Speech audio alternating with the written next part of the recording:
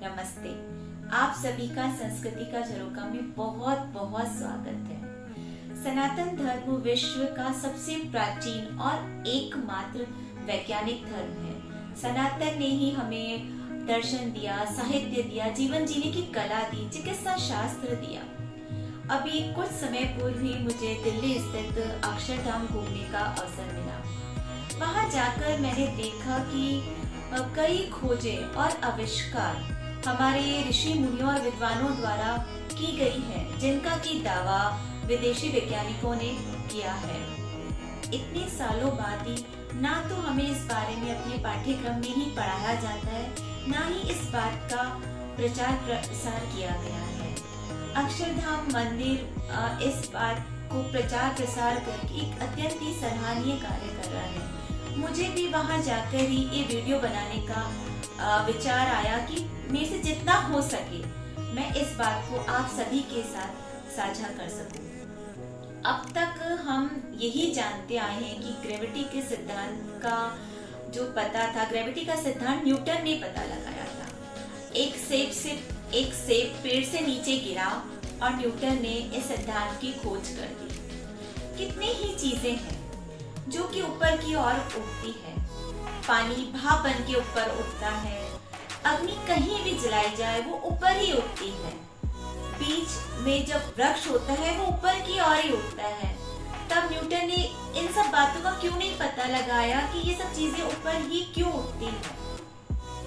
Newton ने gravity के सिद्धांत का पता 1686 में लगाया था, जबकि उनसे 2500 साल पहले 600 BC ईसा पूर्व में ऋषि कणव ने अपनी जो पुस्तक है वैश्विक दर्शन में सापेक्षता गति का, ग्रेविटी का सिद्धांत का वर्णन किया है। ऋषि कणव वैश्विक दर्शन में बताते हैं कि जब तक भी किसी भी वस्तु का जुड़ाव किसी से है वो पृथ्वी के गुरुत्वाकर्षण की वजह से नीचे नहीं गिरती।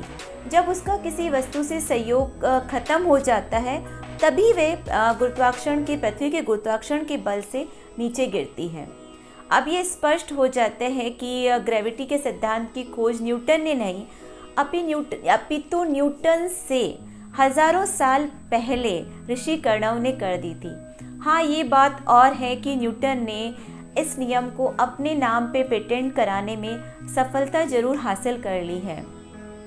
सूक्ष्मतम जो कण होता है परमाणु, उसके बारे में भी पता ऋषि कणव ने ही लगाया था। उन परमाणु की खोज करने का श्रेय भी ऋषि कणव को ही जाता है।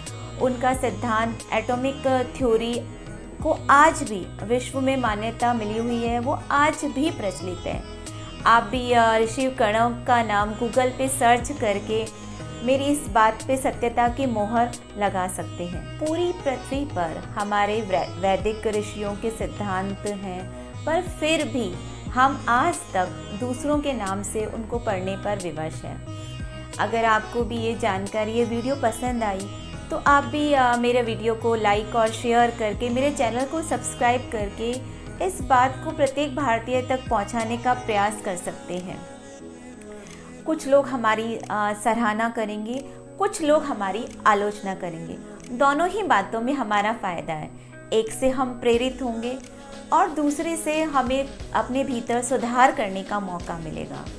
इसी नोट पर थैंक यू।